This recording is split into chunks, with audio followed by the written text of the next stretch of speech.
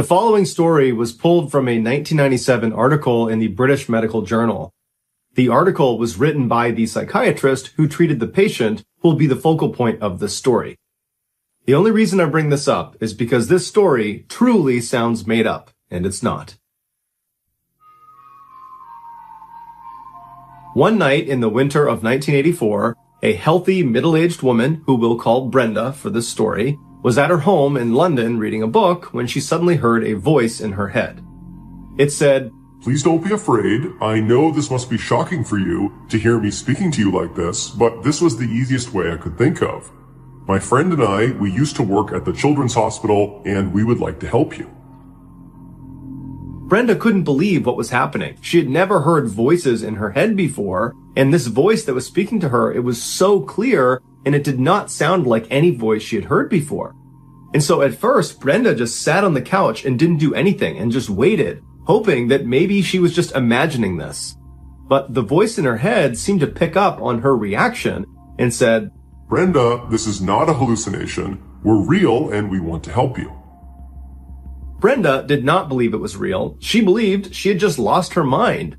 And so for the rest of the night, she just completely ignored the voice in her head, and first thing the next morning, she went to her doctor's office and said, "Please help me." The doctor referred her to a psychiatrist, and so she went over to the psychiatrist's office, and after they performed an evaluation of Brenda, they said, "Look, I don't really know why you're hearing these voices. There's no clear medical explanation for why." And so Brenda was ultimately diagnosed with something called functional hallucinatory psychosis, which basically means Brenda was hallucinating, but there was no clear reason why. The psychiatrist began treating Brenda with an antipsychotic drug as well as with supportive counseling. Over the next couple of weeks, as Brenda diligently took her medications and went to her appointments, the voices eventually stopped. And so Brenda went into her psychiatrist's office and she said, "Doc, you've saved me. The voices are gone. I'm so happy." And the psychiatrist would later recall that Brenda was visibly relieved. It was obvious that she was not making this up, that she really believed that she had these voices and now they were gone. And so after Brenda left the office, she actually went on vacation with her family outside of London just to celebrate the fact that she had not, in fact, lost her mind. But while she was away on holiday, she started hearing the voices again. And this time, they told her she had to get back to London as soon as possible because there was something terribly wrong with her. And they gave her a very specific street address that she was supposed to go to seek treatment. And so Brenda is horrified that the voices are back in the first place, but what she's really scared about is that maybe there's some truth to what these voices are telling me. Maybe there is something wrong with her. And so Brenda ran to her husband and she explained what happened, and he was very reassuring and said, "Look, honey, you should just totally ignore the voices again. There's probably nothing wrong with you. Just try to relax and have a nice vacation."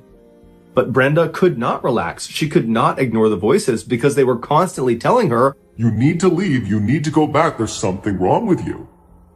And so finally, Brenda convinced her family to end the vacation early, and they headed back to London.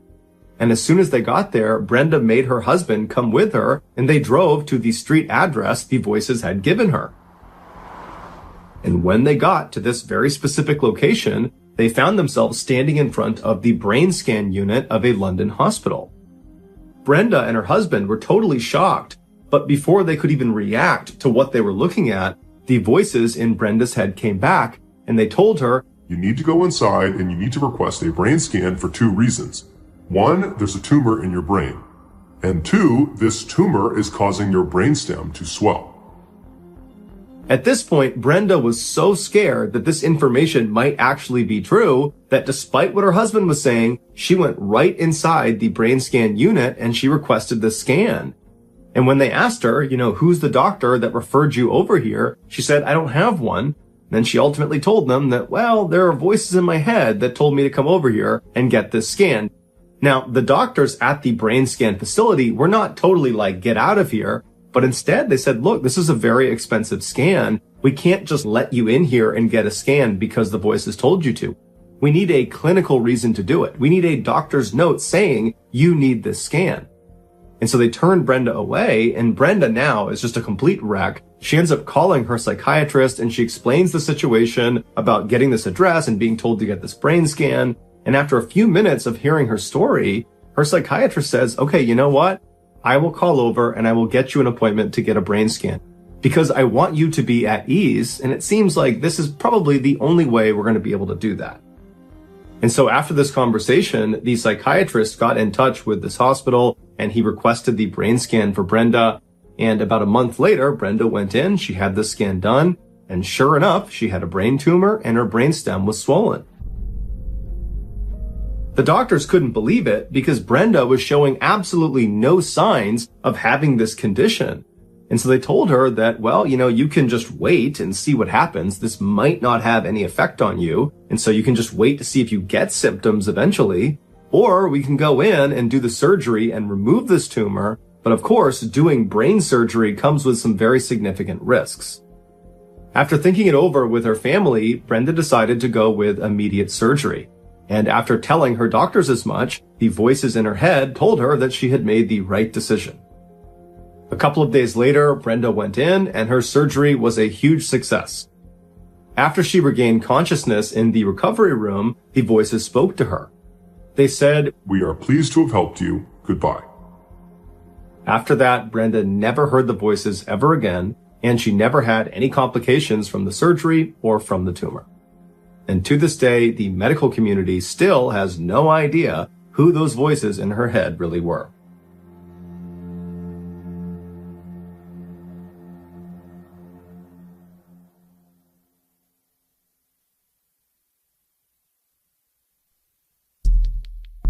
The next and final story of today's episode is called Come Back.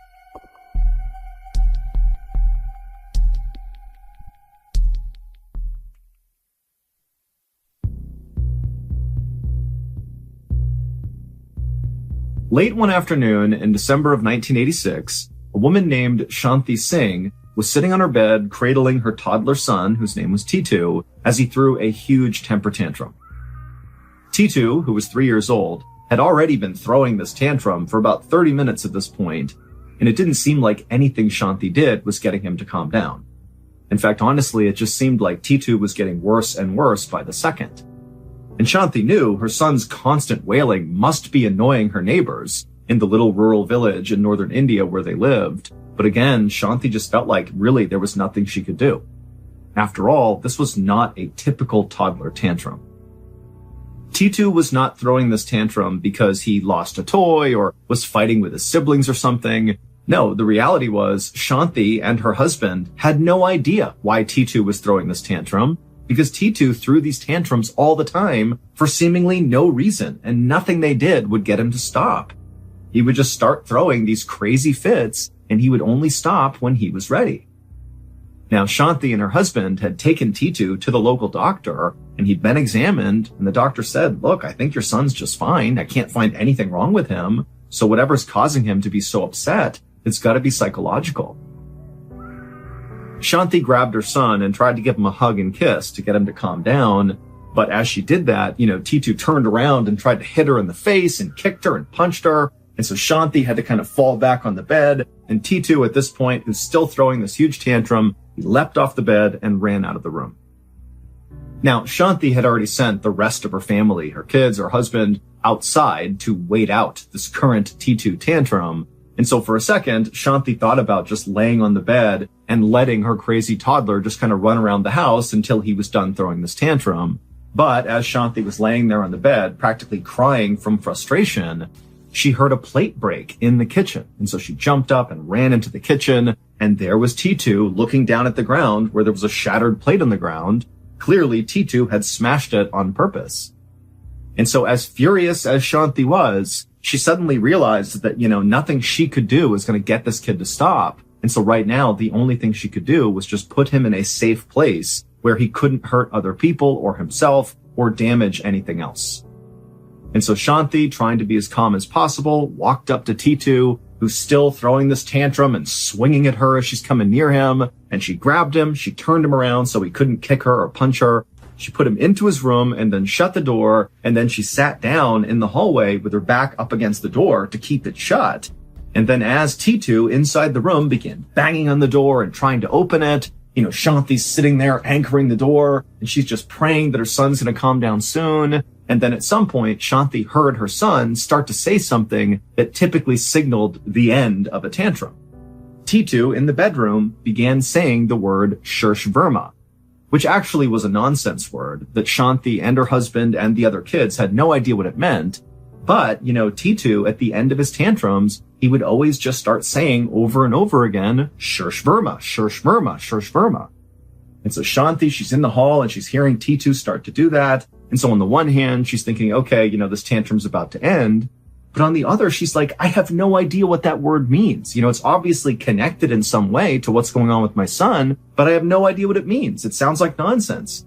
And so Shanti began yelling through the door at T2 to explain what Shurshverma meant, but T2 had no explanation. He just kept saying the word over and over again, Shurshverma, Shurshverma, Shurshverma. Shanti and her husband had 5 other kids. T2 was the youngest, and T2 was not like any of his other siblings. The other siblings did not throw temper tantrums like this, not at all. And in fact, T2 had been a difficult child even before he was born.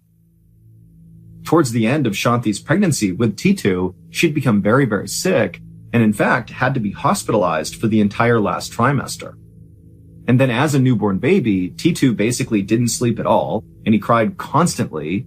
And so Shanti and her husband initially thought, T2 must just be a very fussy baby. But in time, as he grew into more of a toddler, it was clear to Shanti and her husband that T2 was actually a different kind of kid. He seemed like a very unhappy and kind of angry kid who was permanently on the verge of crying or throwing a fit.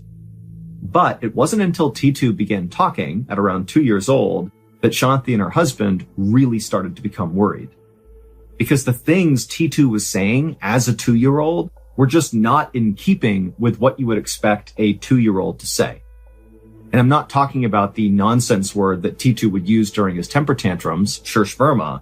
Basically, T2 would say things that seemed to indicate that he genuinely hated everyone in his family.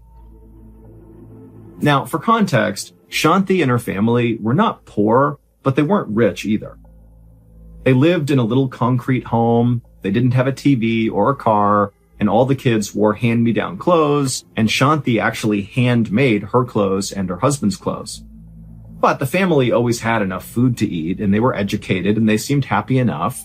It's just that they didn't really have the ability to do anything extra, like above and beyond a modest life. And T2 had never known anything different. This was his life from the day he was born. But when he learned to speak at around 2 years old, it was like all T2 wanted to talk about was how crappy of a lifestyle their family lived. For example, when T2's mom, Shanti, would put on one of her saris that happened to be ripped, a sari is a traditional garment in India, T2 would look at what she was wearing, and in toddler speak, he would tell her that she looked terrible and that it looked like she was just wearing rags. T2 would also walk around their house and he would point to spots in the house that looked dirty, and he would demand that somebody cleaned it up because he didn't want to live in a dirty house. And then whenever the family needed to go somewhere and they would walk there or take the bus there, T2 would complain the entire time that he wanted to be in a car. And why aren't we driving in a car? Like, why are we walking? Despite the fact that T2 basically had never used a car before. But perhaps the strangest aspect of T2's behavior was around the time he began talking and insulting his family, he also began talking about this very historic city called Agra, which was located about 8 miles away from where they lived. Agra was famous for being home to the Taj Mahal, which is considered to be one of the most beautiful buildings ever made. Agra also has a very busy downtown and lots of tourism, but T2 had never been to Agra, and there was no reason he would be drawn to Agra, like his family had no connection to that city. But starting around the time T2 began talking at 2 years old, he began asking to go to Agra several times a week. And when his parents would say, no, we're not going to go to Agra, T2 would throw a huge tantrum. And so not long after T2 had begun speaking and saying all these terrible things, Shanti and her husband decided that really all they could do was just wait and hope their son grew out of this terrible behavior. But T2 did not grow out of this. Shortly after his parents decided to just kind of wait it out, T2 would randomly attack another small child with a sugarcane, and he beat the kid so badly the kid was bleeding at the end of the attack.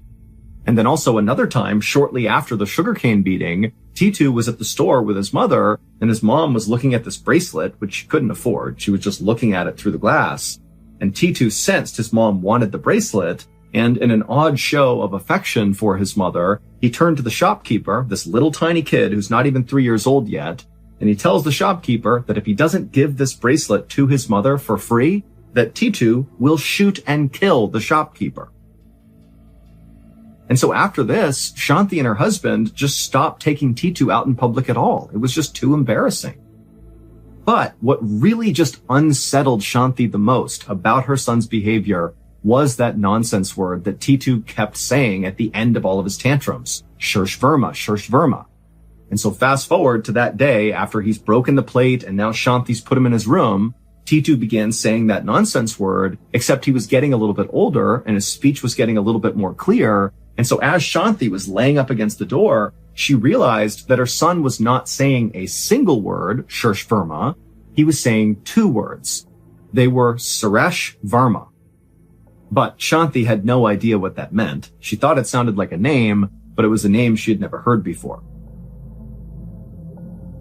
But one day, a few months after the dish-breaking incident, in April of 1987, all of T2's very strange, erratic, terrible behaviors would erupt all at once. That April day started out like any other. Shanti made breakfast for her family, and then her husband headed out to do some errands, and her 6 children kind of dispersed around the inside and outside of the house to play, study, whatever. But T2 was really grouchy, and so he stayed inside in the kitchen with Shanti. A little while later, Shanti's oldest son came into the kitchen, and he asked his mother, "Hey, when will Dad get back from his trip to Agra?" Shanti's husband had gone to Agra to run one of his chores, and Agra was the city that T2 was totally obsessed with. And so when Shanti's oldest son said the word Agra, T2, who was sitting in the kitchen, he heard it and kind of looked up like he was totally fixated on their conversation. And then as Shanti and her oldest were talking about the dad, T2 just got up, left the kitchen, and he went to his room. He grabbed a couple of things, and then he came back into the kitchen carrying this bundle of clothes with him. And he walked right past his brother and his mother. He went out the front door and began running down the road without saying a word. Remember, this is like a 3-year-old child. This is not a teenager. This is a little kid. And so Shanti and her oldest son, they kind of watched in shock as T2 ran off down the road. And for a minute, neither of them did anything. And then it was like they broke out of their trance and the oldest son just turned and began running out of the house to catch up with T2. Now, it didn't take long for the oldest to catch up with his young brother, but it was surprisingly hard to stop T2 from trying to run away. He fought back as hard as he could to keep his brother from pulling him back to the house. And then when the older brother got T2 back inside, Shanti looked at her older son and she saw he had a black eye from where T2 had just hit him. And when Shanti turned to T2 to try to get him to apologize to his brother for hitting him, she saw T2 was completely inconsolable. He was throwing a huge temper tantrum. He was on the ground kicking and flailing and screaming at the top of his lungs. And so Shanti and her oldest son knew there was no hope in getting him to calm down. He was deep into one of his tantrums. And so Shanti and the oldest just basically restrained T2 so he couldn't hurt himself or one of them or damage anything. And for a while, as they held him to the ground, T2 just continued to scream and flail and throw this fit. But eventually he did kind of calm down and he began saying Suresh Verma over and over again. But then he began talking about something that he really hadn't brought up before that stood out to Shanti and her oldest son. T2, in addition to saying periodically Suresh Verma, also began talking about some radio store in Agra. And T2 kept saying, "Why didn't Dad bring me to the radio store? Why didn't he bring me?" And so as Shanti is listening to her son, she suddenly thinks, you know what? This is my chance. He's being so specific about this radio store. Maybe this is my opportunity to lean in and learn what the heck is going on with my kid. And so once T2 fully stopped his temper tantrum and Shanti and her oldest could finally let go of him, once T2 had left the room, Shanti turned to her oldest son and she told him to go to Agra right now. Just go there and look for a radio store or something. Look for anything that could be a clue to what's going on with T2. He obviously has some fixation with the city. Just go, look around, see if you can find something. So the oldest son left the house and he went to one of his friends' houses who had a car, and together they drove into Agra. Now, Shanti had no idea if her oldest son's trip to Agra would produce anything useful, but she figured, she's got nothing to lose.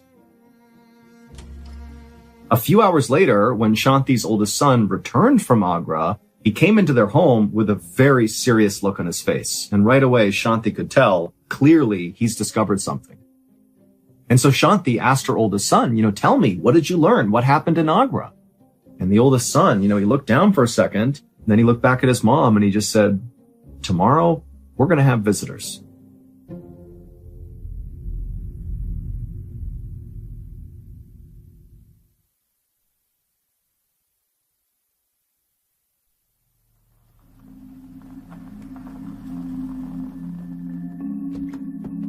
The next day, a car pulled up in front of Shanti's home and 6 people climbed out.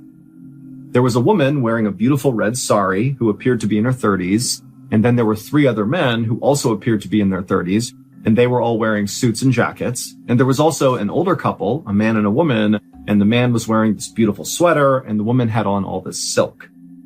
It was clear, just from the way they looked, that these 6 people were not from this area. They were from somewhere else, and they had a ton of money. Now, Shanti was inside the house and she was watching this group arrive, but she did not go outside to greet them. She, her husband, and all of her kids, minus T2, had decided the night before, when they knew these visitors were going to arrive, that they wouldn't go out and talk to them. Instead, they would just allow T2 to basically make first contact with these people and see what happens.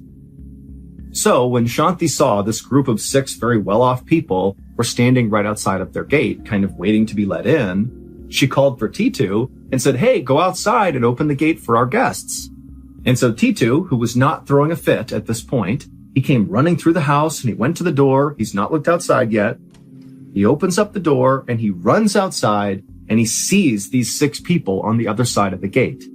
And suddenly Shanti heard T2 make a sound that he never made. It was like the sound of pure joy. He was so elated to see these 6 people. Shanti couldn't believe it. For a second, Shanti closed her eyes and almost started crying because she knew even before T2 had made that joyous sound when he saw these people, they were about to solve the mystery of what was going on with her son. Just then, Shanti heard T2 from outside yelling for Shanti and the rest of his family to come outside and meet his other family.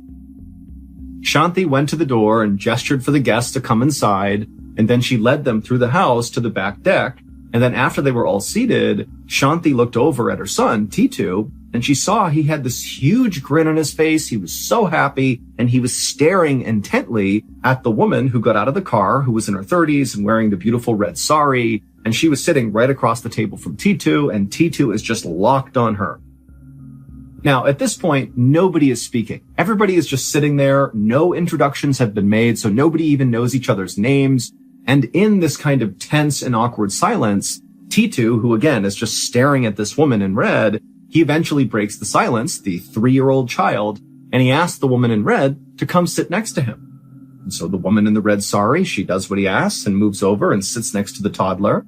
And then T2 looked up at her and he smiled and he said, do you know who I am? And the woman, she's looking down at him and she said, no, I don't. And T2 would look back up at her and he would say, I know who you are. You're Uma. And at this, the woman in red, whose name really was Uma, she gasped. She had no idea how this kid knew who she was. But before she could even say anything, T2 continued. And he said to her, hey, do you remember when we went to the fair with Ranu and Sanu and I bought you those sweets? And at this, the woman in the red sari, Uma, she had this new look come over her face. Instead of looking like she was just kind of shocked and appalled that this random kid knew who she was, now it was like a look of shocked recognition as she's looking down at T2, like she suddenly understood what was actually going on. And at the same time, T2's mother, Shanti, was watching this happen and she was kind of piecing together what was really going on here. And suddenly she realized she needed to check something. She got up and she ran out of the room and she came back with scissors. And without saying anything, Shanti went straight to T2, she pushed his head to the side, exposing his right ear, and she used those scissors and began cutting all the hair off his head that was kind of drooped over his right ear, kind of exposing the right side of his skull.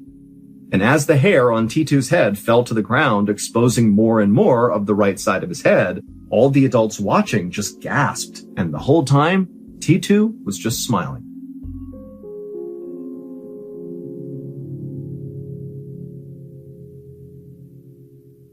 To understand what just happened out on that back porch between these random people and Shanti and her family, you need some context.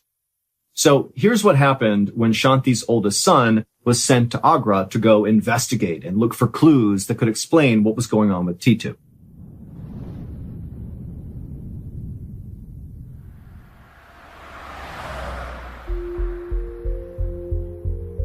The brother and his friend had driven all around Agra, looking for radio stores and looking for things that might in some way kind of connect to T2, and they didn't see anything. But at some point, they drove past one of the many radio stores in Agra, and the name of this radio store immediately stood out to the brother and this friend. So the older brother and the friend, they parked their car and they went into this particular radio shop, and inside of there is where they met Uma, the woman who had the red sari on, who was in her 30s, that T2 said we went to the fair together with, that woman. So she's inside this radio shop. And when the older brother asked Uma how this radio shop got its name, that was when things began to fall into place for this older brother about what was going on with T2. Uma would tell the older brother that this radio shop actually belonged to her husband, except 3.5 years ago, he was murdered. He was shot and killed. And so she had been running the shop ever since. And Uma said she had considered changing the name of the shop, since taking it over, but she just couldn't bring herself to change it because the shop's name was actually based on her husband's name. The name of the shop was Suresh Radio Shop. Her husband's name was Suresh Verma. The two words that T2 would say all the time at the end of his tantrums, Suresh Verma, Suresh Verma. That was Uma's husband. And it would turn out the details of Suresh's death matched up in a very bizarre way with T2's birth. And all of T2's totally erratic, strange, terrible behavior throughout really his entire life to this point now suddenly made sense if you knew about Suresh's life. Many people, including professors from major universities in India and America, have come to believe that what happened with T2 was when Suresh was murdered, his spirit somehow came out of his body and entered T2's body. Basically, Suresh was reincarnated in T2. This reincarnation theory would explain why T2 was always saying Suresh Verma, because in theory, that was his real name. That's the guy who died, who then his spirit transitioned to T2. So he's saying his name over and over again. And then also T2's obsession with Agra would make sense because that's where Suresh's radio shop was and where he lived. Also, the reincarnation theory would explain why T2 was so critical of Shanti and the rest of his family's lifestyle, basically accusing them of being poor and kind of living below his station. Well, Suresh's family was very, very wealthy. And so that was the lifestyle Suresh had lived. And so if his spirit was now in T2's body, he might be at odds with their lifestyle. And lastly, the reincarnation theory would explain the two very unique and very pronounced birthmarks that T2 had right next to his right ear. He had one right above his right ear and right below it. Now, these were birthmarks that Shanti was well aware of, but after she learned about how Suresh Verma was killed, he was shot in the side of his head, and the bullet went in above his right ear and then came out on the bottom part of his right ear. When she heard that, she ran and got the scissors. She cut the hair away around T2's ear, revealing the two birthmarks. And then the other families saw those birthmarks and they're like, oh my goodness, that is literally where the entry and exit wounds were on Suresh. And then also it's worth pointing out that on the day Suresh was shot and killed, well, basically that day was when T2's mother, Shanti, began feeling really sick during her pregnancy with T2, and she had to be hospitalized. After this discovery about T2 and Suresh Verma, Shanti and her husband and the rest of her family expected Titu to want to live with Uma and his other family. And at first, that is what Titu wanted to do, but pretty quickly he actually decided that, you know what, I want to stay put with the family I was born into, and we can just visit with the other family. And so that's what they did. Uma and the other wealthy family, they made visits all the time to see Titu and vice versa. The families got along great. And as for Titu, he was really happy. His bad behavior basically went away and he became a normal, high-functioning kid. And Titu has grown up and become a very happy and successful adult. He's got a family of his own, and he's currently a professor at a college in India.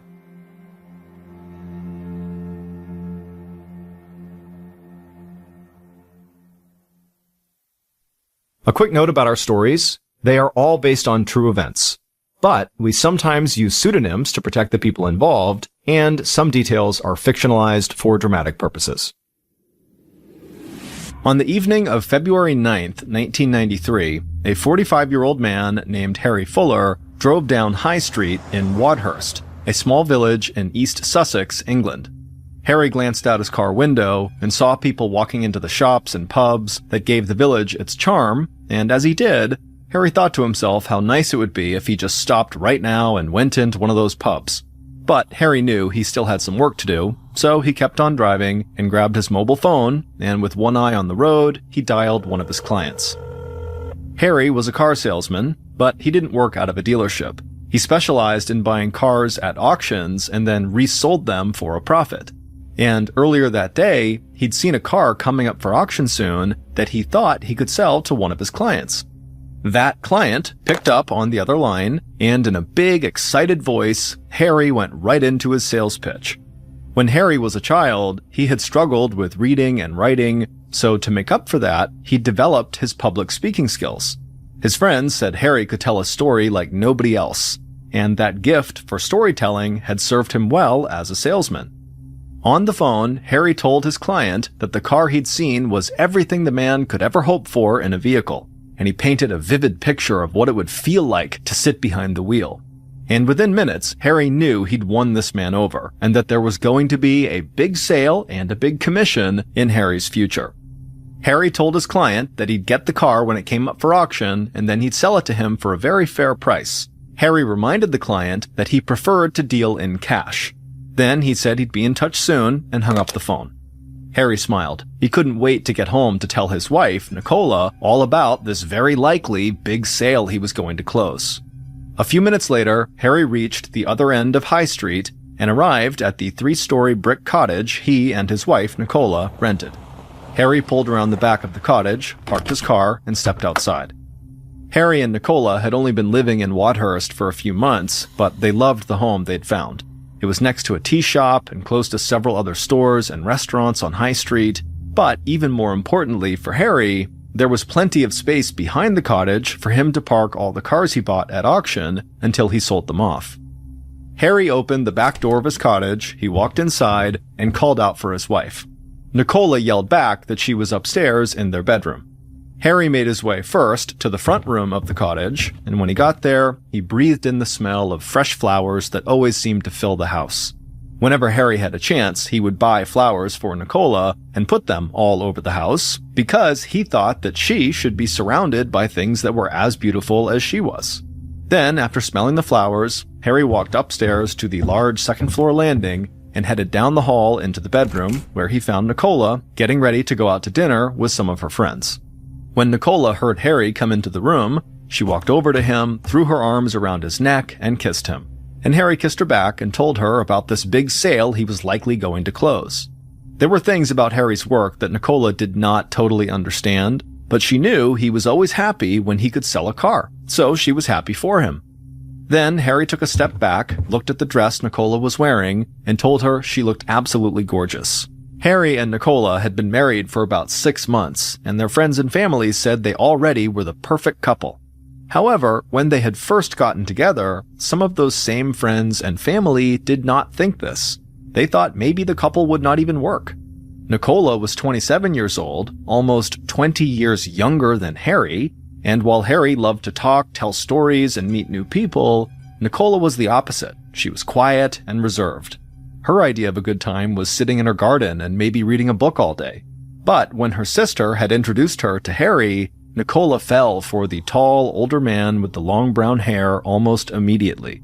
She thought Harry was charming and handsome, and she loved how confident he was.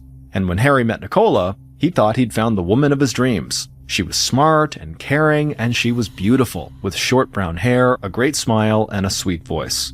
Within just 2 months of dating, the pair got married. Nicola's parents worried she was rushing into this marriage, but after they saw how happy Harry made her, they came to love him just like she did. Back in their second-floor bedroom, Nicola put her hand on Harry's shoulder and steadied herself as she put on her shoes, and then she and Harry headed downstairs together. Nicola heard a car pull up out front. She looked out the peephole and saw her friend was waiting outside, so she gave Harry another kiss, told him not to work too hard, and then she headed outside. Once Nicola was gone, Harry sat down on the couch and thought again about maybe going out and grabbing a beer at one of the pubs. But before he could decide if he really wanted to do that, the phone rang. So he leaned over to the end table, answered the phone, and he heard his friend and insurance broker, Stephen Young, on the other line.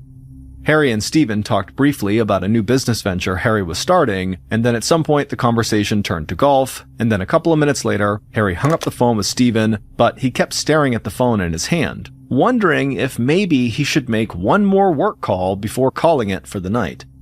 Recently, a former business associate of Harry's had gotten angry at Harry because he believed Harry had cost him a ton of money. Harry knew this associate was not someone he should ignore or totally put off, but Harry just did not want to ruin his evening by calling this guy and arguing with him over the phone. So Harry just put the phone back and then settled back into the couch and decided to just avoid dealing with this problem for at least one more day. And later that night, after Nicola got home and she and Harry were lying in bed chatting, Harry made it a point not to talk about work. Instead, he and Nicola talked about an upcoming beach vacation they'd planned. Nicola said she couldn't wait to get away from the overcast weather in Wadhurst, and Harry said he was looking forward to spending time by the ocean with his beautiful wife and nothing else to worry about. And as Nicola drifted off to sleep that night, she thought about how just a year earlier she couldn't have imagined being so happy and so in love. The following morning, at around 8:30 a.m., Nicola stood in the kitchen on the first floor. She was wearing her nightgown, and she didn't feel fully awake yet. She opened a cabinet, took out a mug, and set it down on the kitchen counter. She poured herself a cup of coffee and added in a little cream and sugar. Then she pulled a cigarette out of a pack on the counter, lit it, and took a drag. Nicola loved having a few minutes in the morning to relax before she went to the shop in town where she worked part-time. She grabbed an ashtray, walked out of the kitchen, crossed through the front room, and walked upstairs to the second-floor landing.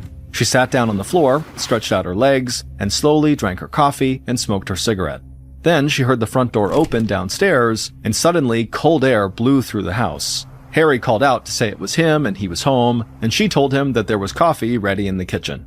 Harry had just walked to a shop down the road to buy some cigarettes of his own, and he was now going to join his wife for their morning coffee before he started making work calls.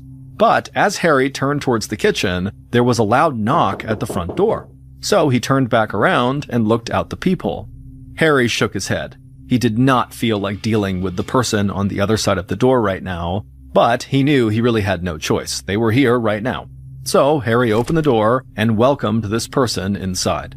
From the second-floor landing, Nicola heard Harry and this other person say hello to each other, but before she could even figure out who had come into her home, she heard a loud crashing sound coming from downstairs in the front room. Nicola put her coffee and cigarette down, got to her feet, rushed down the stairs, and looked into the front room of the house, and immediately she began to scream. 10 hours later, on the evening of February 10th, Detective Superintendent Graham Hill of the Sussex Police drove down High Street past a row of old brick cottages. Then he slowed down and parked across the street from Harry and Nicola's cottage. Hill glanced out his car window, and in the glow of the streetlights, he saw a crowd of local residents gathered nearby. He wasn't surprised by the scene, because police showing up in force to a cottage in Wadhurst was a very rare sight. Hill stepped out of his car. He was tall and thin with gray hair, and he wore a dark suit and tie. It was cold, so he could see his breath hanging in the air. So he quickly walked across the street, past the crowd of people, and went up to Harry and Nicola's front door. Earlier that evening, the Sussex police had received an urgent phone call from Nicola's parents. They said they'd been trying to reach Nicola all day, but they hadn't heard from her, and that a coworker had told them that Nicola had not shown up for work that day. Nicola's parents were worried because Nicola was not the type of person who would miss work without calling first. So the police had gone by the cottage just to make sure everything was okay, but nobody had answered when they knocked on the door. And then one of Harry and Nicola's neighbors said they had heard strange sounds coming from the cottage that morning. So the police had forced the door open and gone inside. And when they had stepped into the front room of the cottage, they knew instantly that something horrible had happened. So they had called into the station, and Detective Hill and the rest of the investigative team had headed over. Standing at the closed front door of the cottage, Hill turned around and looked back at the crowd of people staring up at him both right in front of the cottage and up and down High Street. Then he took a deep breath, turned back around, and opened the door, stepped inside, and shut the door behind him. Hill was a veteran of law enforcement, and it took a lot to affect him, but when he stepped inside of that cottage, he was shocked by what he saw. A large path of blood led from the front room towards the back of the house. So Hill followed the blood out of the room, down a hall, and past the kitchen. Then he stopped outside of the laundry room where the blood trail ended, and where several officers were now standing taking pictures. Hill stepped past the officers into the laundry room and looked down at the ground. Harry Fuller's body was propped up against the washing machine, and it was clear he had been shot to death. But as Hill looked at Harry, he noticed something strange. He crouched down to get a better look and saw there was white powder on the front of Harry's shirt. The placement of the powder seemed purposeful, like someone had sprinkled it on Harry after he was dead or dying. Hill thought the powder could be cocaine, but they would need to test it first to make sure that was true. Hill told a member of the team to collect samples of the white powder and then made his way back to the front of the house. He heard movement on the second floor, so he turned and began walking upstairs. And when he reached the second floor landing, he saw a coffee mug on the floor next to a half-smoked cigarette in an ashtray and drops of dry blood leading down the hall. Hill followed this blood trail and eventually wound up in a bedroom where more officers were now gathered. On the ground in front of them was the dead body of Nicola Fuller. She was still wearing her nightgown with a duvet partially covering her. But the thing that really stood out to Hill was the blood-spattered phone lying right next to Nicola's outstretched hand. Just based on his first impression of the scene, Hill thought Nicola must have gotten away from her attacker after she had been wounded and had made it to this phone in the bedroom to try to call for help. That meant, for at least a moment, Nicola must have thought she might be able to escape the horror that was unfolding in her home. And the image of this poor young woman spending her final seconds terrified and desperately trying to save herself made Hill very angry. Hill took a deep breath and reminded himself to stay calm. Then he turned and headed back downstairs. Once down there, a ballistics expert who was crouched down in the front room waved him over. When Hill walked over to him, the expert showed Hill several bullets they had found on the floor. At first glance, Hill thought they just looked like standard .32 caliber bullets from a pistol, but the ballistics expert said there was something that made these bullets very unique. They had been manually altered to presumably cause as much damage as possible on impact. Hill knew his work was just starting, but the altered bullets and the white powder on Harry's shirt got him thinking that maybe these murders were tied to drugs. Whether the powder turned out to be cocaine or not, it seemed to Hill like the killer or killers had put it there on Harry to make the police think it was drugs, so that at least the first impression would be this was drug-related. Also, just the gruesome nature of the way in which Harry and Nicola were killed, with these altered bullets that totally ruined their bodies, it reminded Hill of some other incredibly violent drug-related homicide cases he and his colleagues had investigated in the past. But that was just an initial theory, and Hill would have to wait for test results on the white powder to know if it really was cocaine. But while he waited, he wanted to start digging into Harry's work to see if maybe he was not just a car dealer. Maybe his business included drug trafficking.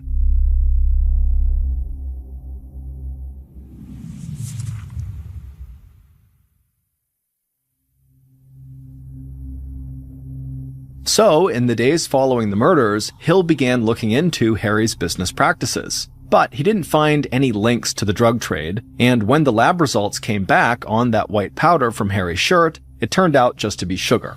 Hill didn't really know what to make of this revelation. He just knew that whoever had placed that sugar there had done so on purpose. It was a message of some kind. He just didn't know what it was. So Hill kept digging into Harry's business operations, and he started to get a much clearer picture of Harry's work and his personality. From interviews with work associates, friends, and people in town, Hill learned that Harry had earned the nickname Flash Harry because he loved flashy cars, flashy clothes, and flashing large stacks of cash around. Hill knew that the cars and clothes could just be part of Harry's larger-than-life persona that had attracted Nicola to him and had made him such an effective salesman. But Hill took notice when he heard a bunch of stories about Harry walking into pubs, reaching into his pockets, and showing off thousands of pounds, which is British money. Hill also learned that Harry would brag that the money in his pockets was nothing, and that he had tens of thousands of pounds in cash stashed away at home. And when police spoke to Harry's insurance broker, Stephen Young, he confirmed that Harry did most of his business in cash.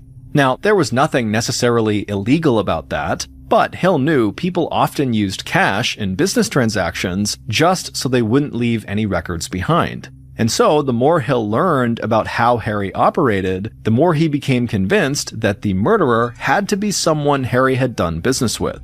And then, in late February, about 2 weeks after the murders, Hill discovered something that he thought might break the case wide open. Hill found out that weeks before the murders, Harry had unknowingly purchased a stolen high-end car at an auction to sell to a client. And when police had informed him that the car was stolen and pressed him for more information, Harry had eventually exposed another car theft operation in the area that he knew about. And he even pointed to a man he'd done business with, Roger Lee, as being the potential leader of that car theft ring. Police hadn't been able to tie Roger Lee to the car thefts yet, but they learned from people who knew Lee that he blamed Harry for costing him a lot of money, and Lee wanted revenge. Lee was the person calling the night before Harry was killed, who Harry decided to ignore and deal with another day. On a cold February afternoon, over 2 weeks after the murders, Hill dispatched one of his detectives to meet with Roger Lee to try to learn more about his connections to Harry. The detective left the station, and when he'd driven about an hour, he turned off the main road onto a narrow dirt road surrounded by huge green trees. The detective followed this road deep into the forest until it reached Lee's caravan, or trailer home. The detective parked in front of the trailer, stepped out of the car, and looked out at the woods. The surroundings made him feel uneasy, like he was in the middle of nowhere. Then he walked up to the trailer and knocked on the door. A few moments later, the door opened, and Lee stared out at him. Lee was stocky with a wide face and dark eyes, and he had a reputation for being someone who admired the famous American mobster Al Capone. And similar to Al Capone, Lee had a reputation for threatening violence against anyone who stood in his way. The detective introduced himself and told Lee he just needed to ask him a few questions. And to the detective's surprise, Lee smiled politely and welcomed him inside. Once they were sitting down, the detective looked Lee in the eye and asked him if he knew a man named Harry Fuller. A huge grin immediately came across Lee's face, and he replied, "No comment." So the detective leaned forward and asked if Harry Fuller had played a part in shutting down a car theft operation that Lee was allegedly linked to. Lee grinned again and said, "No comment." The detective would ask several more questions and would get several more no comment responses, and so eventually the detective gave up for the day, headed to the door, and just told Lee not to leave town because they would be in touch. The news about Roger Lee not answering any questions annoyed Detective Hill, but it didn't change his mind about Lee's possible involvement in the murders. In fact, Hill still considered Lee a very important suspect, but he knew he would have to keep digging to find enough evidence to connect Lee to the murder if he wanted to arrest him and hold him for questioning. But as February came to an end, things started to run cold for the murder investigation. No murder weapon had been found, no fingerprints in the house had turned up anything useful, and nothing had been discovered that placed Roger Lee in Wadhurst at the time Harry and Nicola were killed. Hill was getting frustrated, and Nicola's parents were getting angry. They wanted action, and they wanted the person who had killed their daughter to be brought to justice.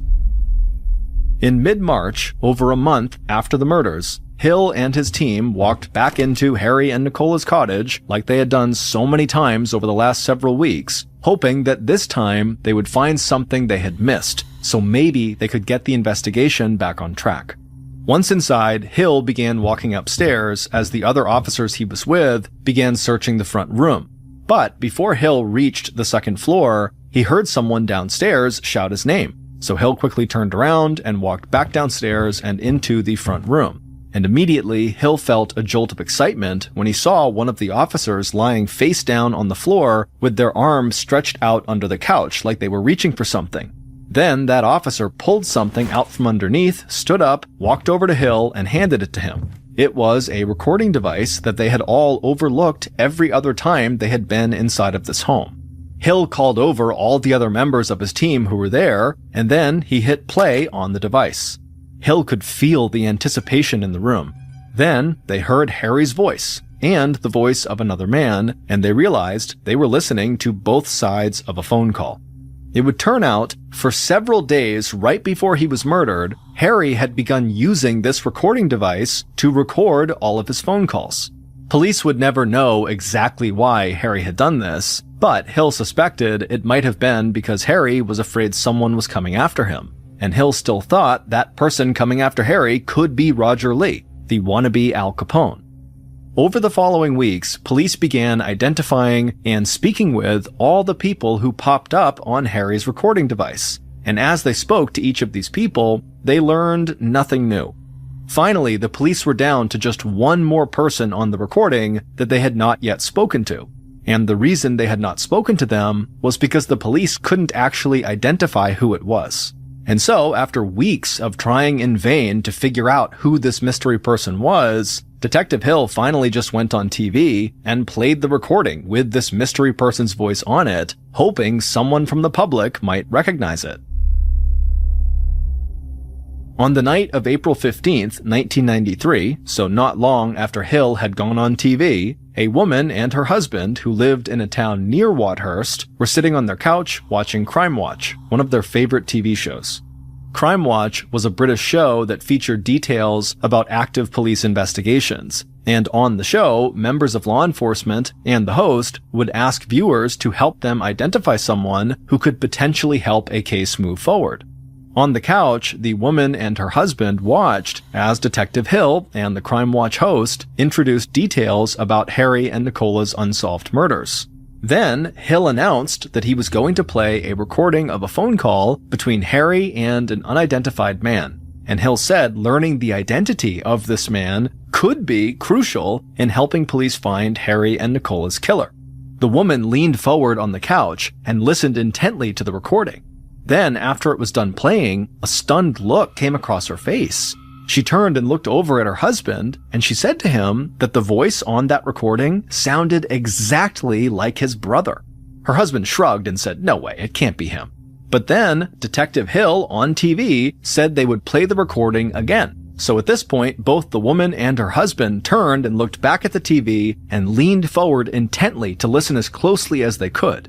And when the recording played again, the woman stared at her husband knowingly. And finally, her husband breathed out a big sigh and said, "Yeah, that's my brother."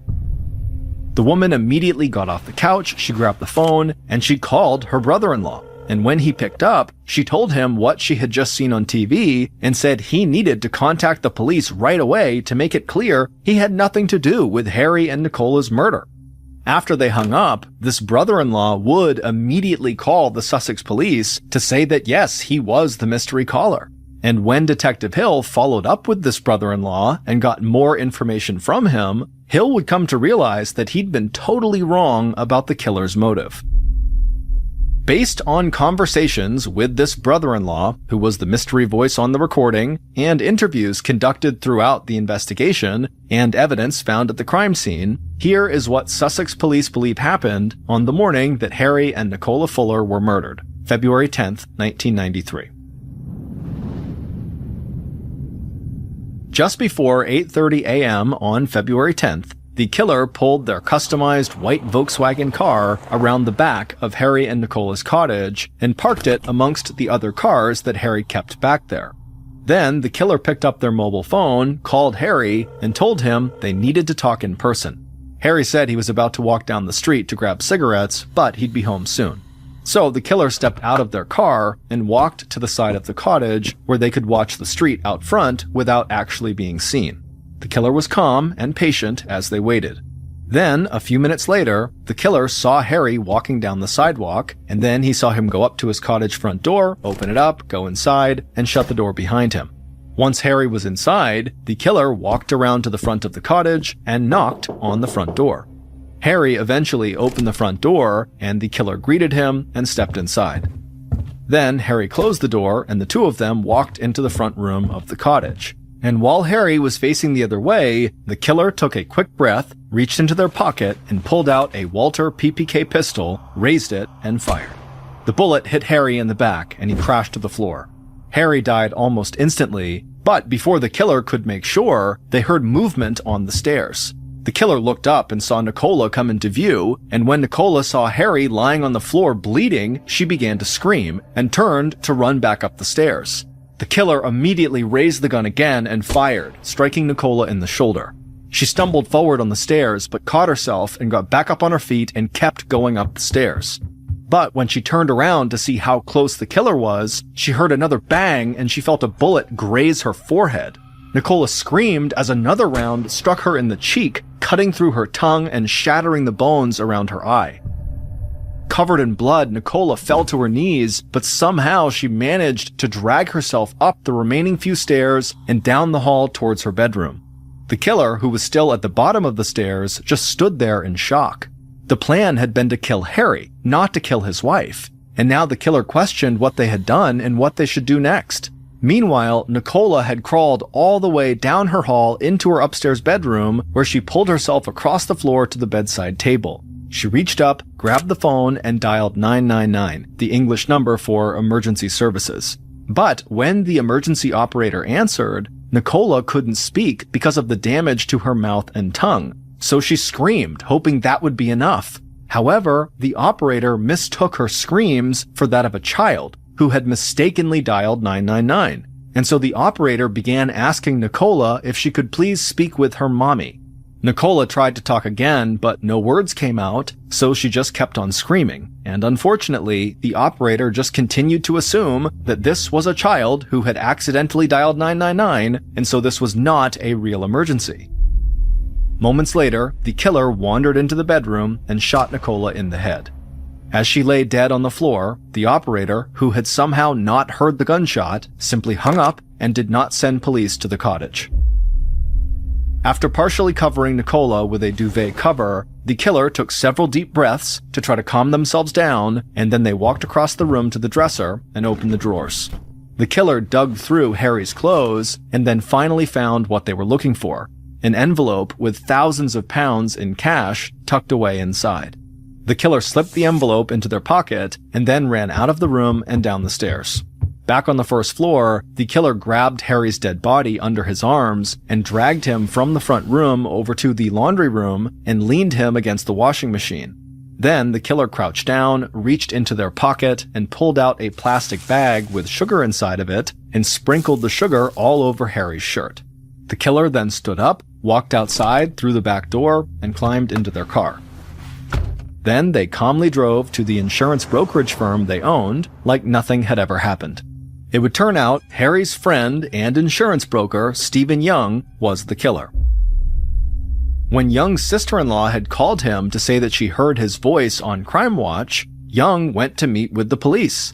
The police had interviewed him early on and had not suspected him at all, so he assumed he could easily just go right back in, talk to police, and get himself cleared of any wrongdoing.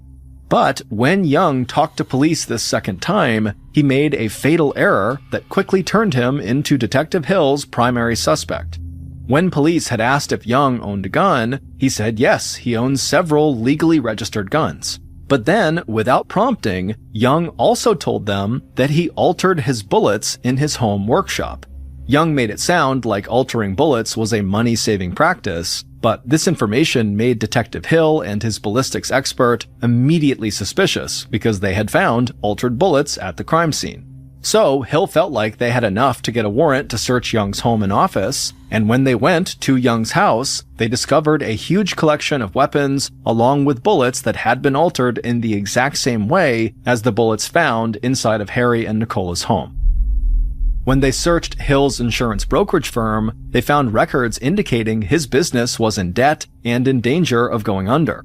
But a payment of £6,000 to a creditor had been made on the day following Harry and Nicola's murder, and that payment had allowed Young to barely keep his company afloat. It would turn out that the murders had nothing to do with the drug trade or Harry talking to the police about a potential car theft operation.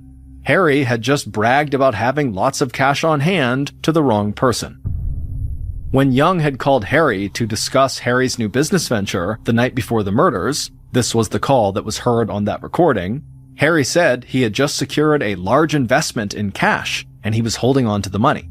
So Young murdered Harry to steal that money and save his own business. Nicola was never intended to be a target. Young killed her just so there would be no witnesses.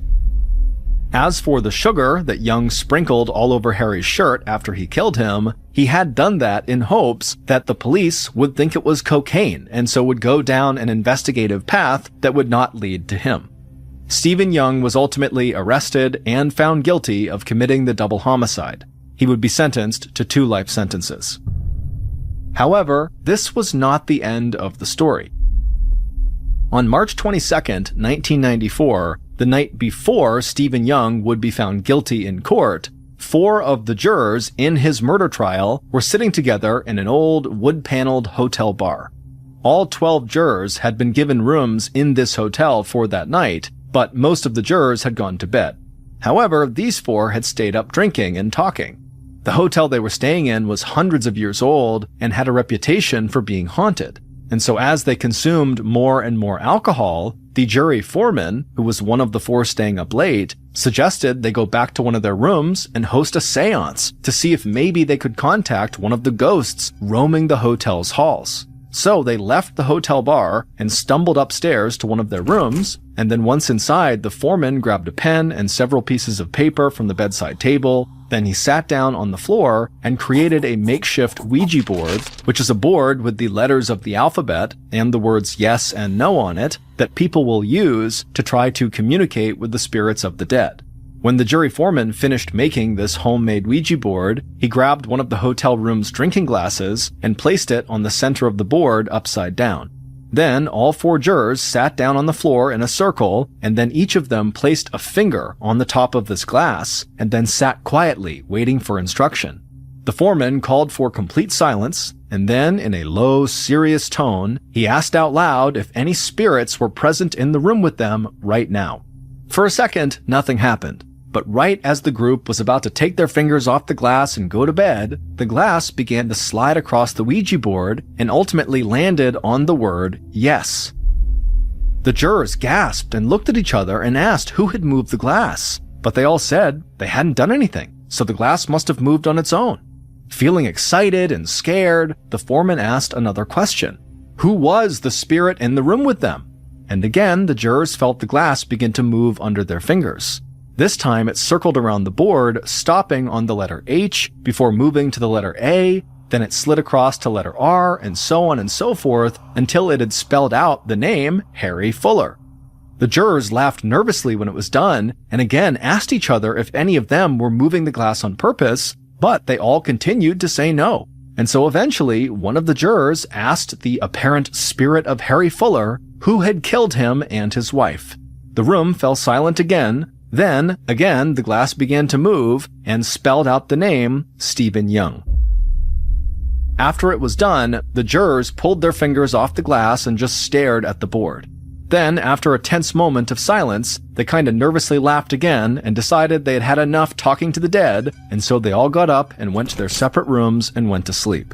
The following morning, at breakfast with the rest of the jurors, the foreman revealed what he and the 3 others had done the night before. And for the most part, the jurors at the table thought it was a funny story. Later that day, the jury reconvened in court and found Stephen Young guilty of Harry and Nicola's murders, a verdict that law enforcement believed was clearly supported by concrete evidence. But then, in April, a month after the trial, one of the jurors who had learned about the Ouija board when the foreman told the story at breakfast sent an anonymous letter to the court explaining what had happened. And he said he could not live with himself if somehow a drunken seance with a Ouija board had somehow affected the guilty verdict. And when Stephen Young's attorneys were notified by the judge about this letter and about the seance, they demanded a retrial, and the court granted them one. And so a retrial with a new jury was conducted, but again, Stephen Young was found guilty and again sentenced to 2 life sentences. The legal outcome of the second trial was the same as the first, but any sense of closure Nicola's parents had found was shattered by the media frenzy surrounding the hotel seance. Nicola's father would say that the jurors had made a mockery of his daughter and son-in-law's deaths. And for years to come, the murders of Harry and Nicola would be remembered not for the tragic loss of life, but for the drunk jurors who tried to talk to the dead.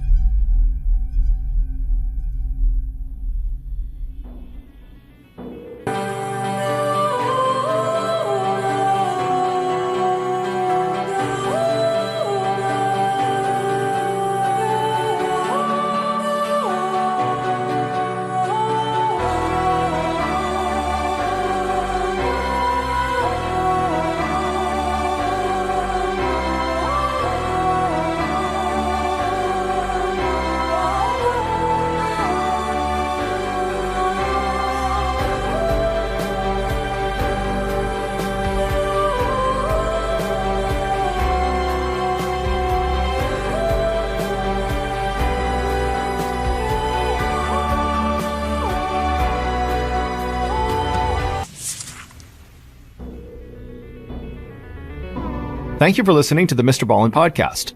If you enjoyed today's stories and you're looking for more bone-chilling content, be sure to check out all of our studio's podcasts.